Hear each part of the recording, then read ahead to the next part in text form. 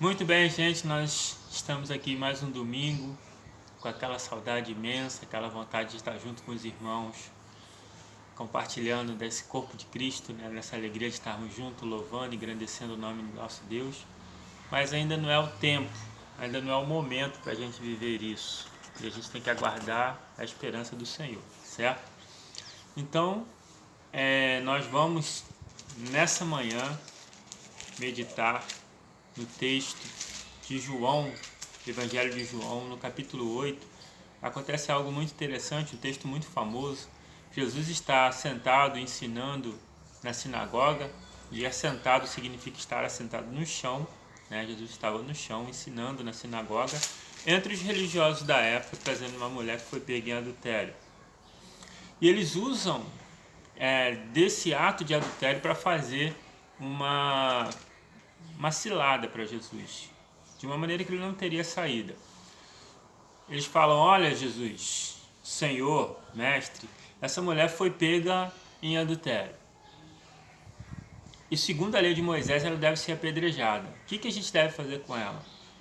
Eles pensaram assim: bom, com isso Jesus não tem solução. Se Jesus falar apedreja, ele ia falar na frente dos seus discípulos que Jesus não tem compaixão, Jesus não perdoa, Jesus não tem coração. Se ele disser não apedreja, vai falar assim: ele é contra a lei de Moisés, ele é contra as nossas leis. Mas Jesus, ele faz algo completamente diferente. Ele surpreende fazendo algo inesperado. Jesus, ele se abaixa e começa a escrever no chão. E bate uma curiosidade para saber o que Jesus escrevia. Porque Jesus não deixou nada escrito. Não escreveu nada na Bíblia, não escreveu nada de seu próprio punho. E até isso tem um propósito, né? Para que a gente não dê mais valor ao que Jesus escreveu do que os seus apóstolos, do que os homens inspirados por Deus escreveram, toda a Bíblia. Então, para dar autenticidade à Bíblia, para dar valor à Bíblia, Jesus não deixou nada escrito do seu próprio punho. Mas esse texto, ele diz que Jesus escrevia alguma coisa. E o que Jesus será que tinha escrito? O que Jesus escreveu naquele chão, naquele momento? Bate uma curiosidade, né, para saber. Algumas pessoas até citam a possibilidade de Jesus estar escrevendo pecados, né? Jesus, ele simplesmente abaixa e começa a escrever no chão. E eles insistem: então, mestre, o que a gente vai fazer com ela? Jesus, sem olhar para eles, continuando escrevendo, Jesus fala: olha, atire a primeira pedra aquele que não tem pecado. Atire a primeira pedra aquele que não tem pecado. E o texto diz que aqueles homens começaram a sair desde os mais velhos, primeiro os mais velhos, depois os mais novos, porque eles fizeram uma autoanálise. Eles olharam para a vida dele e pensaram: tem alguma coisa errada na minha vida, eu faço isso de errado, eu faço aquilo de errado, eu sou um pecador. E eles foram saindo de pouquinho em pouquinho, de maneira que ficou só a mulher. Então Jesus, ele olha para a mulher e fala assim: mulher, cadê as pessoas que estão te acusando? Ela fala: Senhor, foram todos embora. Jesus fala: então, filha, vá em paz e não peque mais. A frase que eu gosto de usar, né? Muitos irmãos sabem disso, né? Quando comentam alguma coisa comigo, eu de brincadeira falo: então vá em paz e não peque mais, né? Mas Jesus falou para essa mulher: olha, vá em paz, não peque mais, não erre mais. Jesus perdoou o pecado daquela mulher, trouxe paz para o coração daquela mulher. Ela pôde entender que Deus a ama e que, dependente dos seus erros, o Senhor está sempre pronto a zerar tudo e começar uma nova história. A gente aprende duas coisas muito interessantes. Independente do pecado que a gente comete, o Senhor, ele quer nos restaurar. O Senhor quer fazer com que a gente tenha uma nova história com Ele, sempre pronto a recomeçar, sempre pronto a apagar tudo e recomeçar tudo. E isso não é só uma característica de nós que vivemos na dispensação da graça, né, que é do Novo Testamento, que é depois do sacrifício, que é Cristo. Nós vivemos no tempo da graça. Desde os tempos antigos, o Senhor sempre falava, olha, eu vou destruir isso, eu vou acabar com isso, eu vou matar isso, até que as pessoas se arrependam. Esse aviso não é só para você ter a notícia privilegiada, saber antes o que vai acontecer. Ele fala, olha, eu vou fazer para que as pessoas mudem de atitude. A sua atitude vai me levar a fazer isso, para que você se corrija.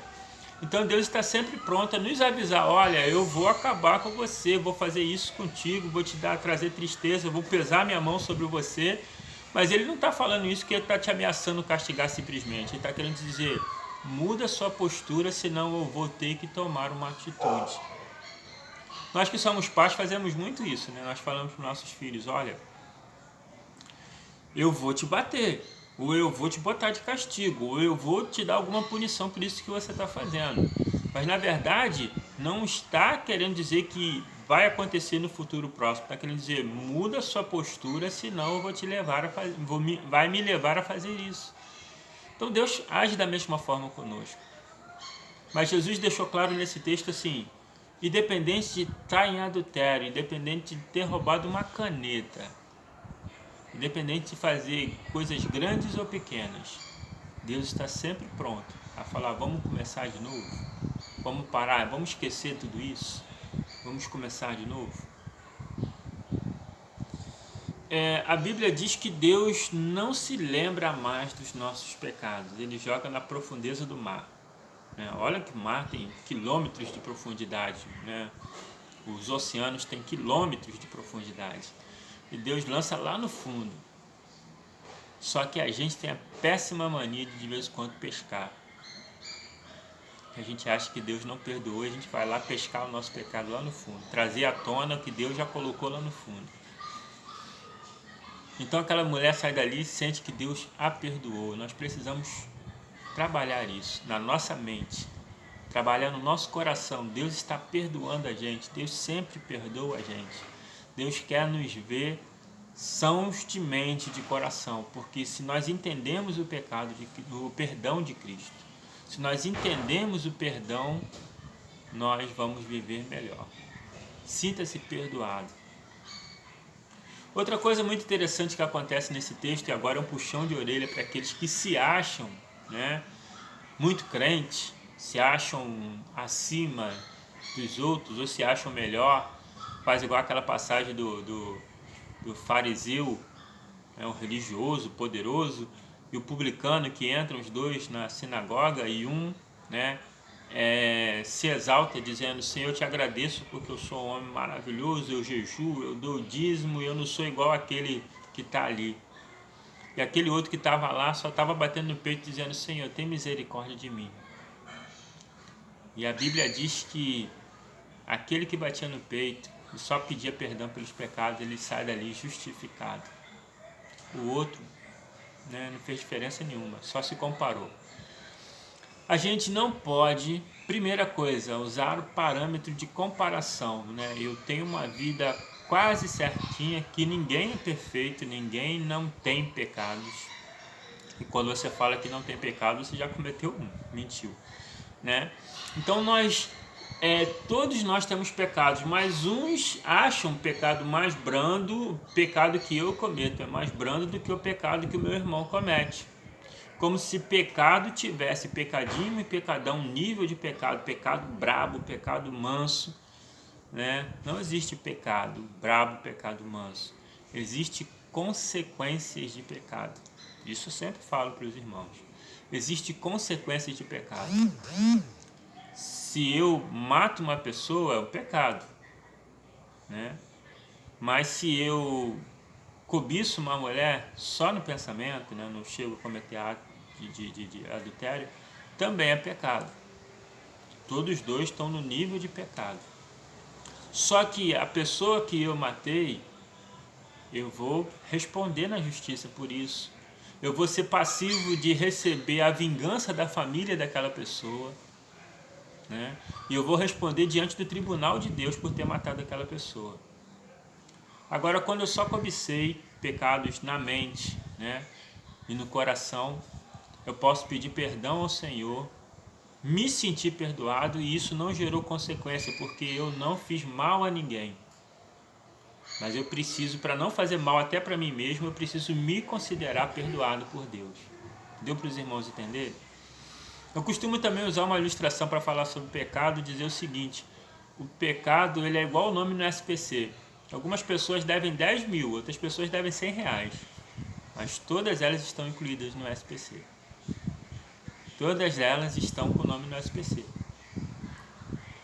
Então, o pecado é a mesma coisa, né? Independente da quantidade que eu estou devendo, eu sou pecador. E se eu sou pecador, logo eu não tenho condição de julgar outras pessoas. Jesus fala, olha, atire a primeira pedra aquele que não tem pecado. Atire a primeira pedra aquele que se acha na condição de não ser pecador, de não ter feito nada errado na vida. Ou caso contrário, você vai mensurar o pecado. Não, mas aquele pecado, aquele é de adultério. O de adultério tem que tomar uma providência X e Y. Quem somos nós?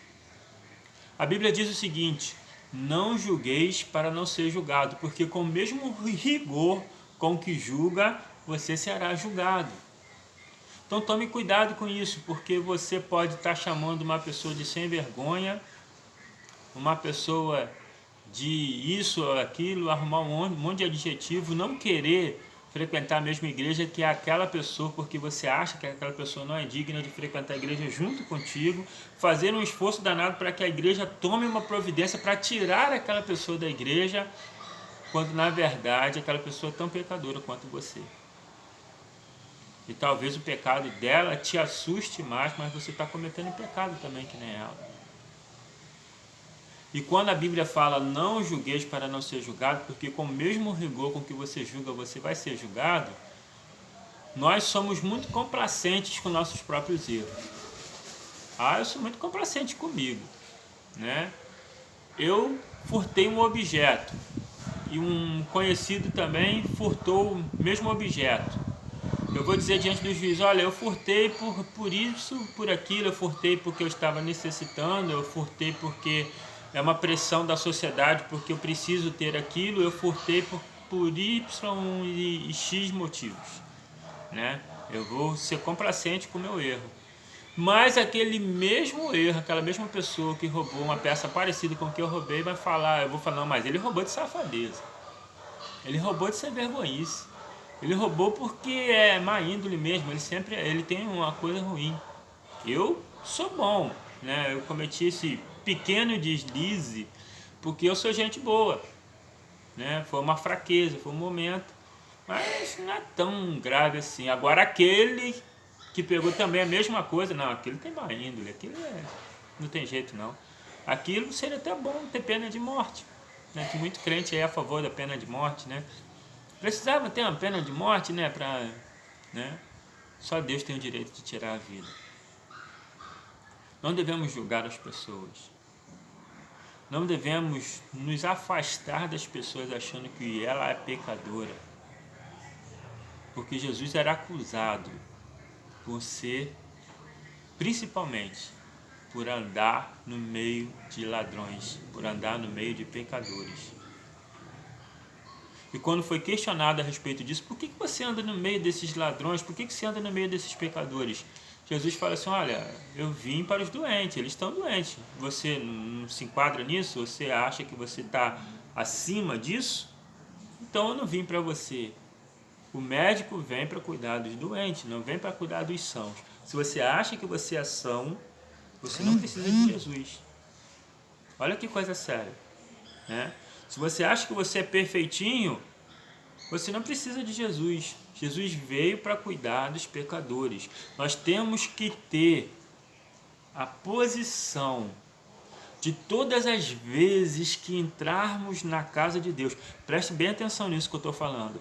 A gente tem que ter uma posição. Todas as vezes que entrarmos na casa do Senhor, nós fazermos como aquele publicano, bater no peito e dizer, Senhor, tem misericórdia de mim, porque eu sou miserável pecador.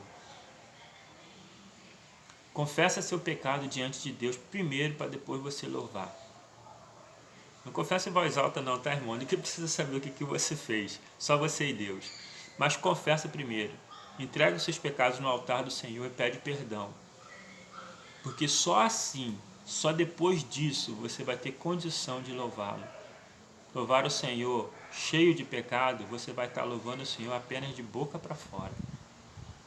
Esse louvor o Senhor não quer. Entrega no altar do Senhor o pecado, confessa o pecado. E pecado a gente tem que confessar com o objetivo de não mais cometê-lo. Sinta-se assim, haja assim, tenha essa postura. E aí sim, você vai estar fazendo o papel de verdadeiro cristão. Fiquem com Deus, meditem nessa palavra e que possa de uma certa maneira abençoar a sua vida e de repente até mudar a sua postura em relação às outras pessoas. Essa palavra é muito mais para aqueles que se acham melhores do que os outros, mas para aqueles que se acham pecadores, tristes, abatidos por algum motivo, lembra, o Senhor está querendo zerar a conta contigo e começar uma nova história. Ele tem sempre uma nova história para você. Recebe o meu carinho, meu abraço, à distância, né? Estamos juntos, embora separados fisicamente. O que os irmãos precisarem, pode contar conosco. Fiquem com Deus.